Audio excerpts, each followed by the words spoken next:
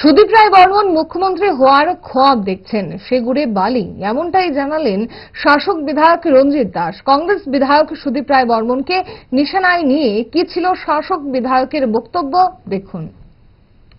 সুদীপ বাবু আপনারা জানেন, উনি কয়েকবারে তার দল পরিবর্তন করা, তার উদ্দেশ্য একটাই হলো তিনি স্বপ্নে দেখছেন তিনি মুখ্যমন্ত্রী হবেন।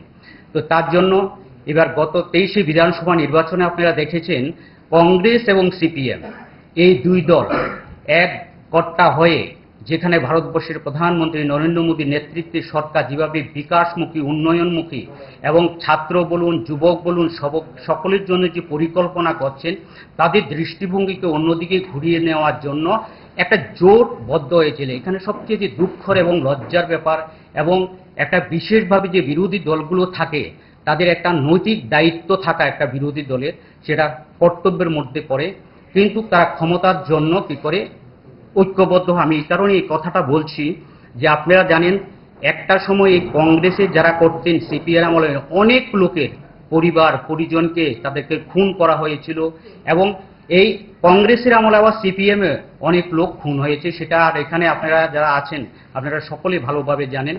এই যে মানুষের পরিবার পরিজন সন্তানকে কোলের কত মায়ের সিঁদুর তারা মুছে নিয়েছিল, আবার তারা ক্ষমতার মধ্যে একইভাবে তারা জোটবদ্ধ হচ্ছেন।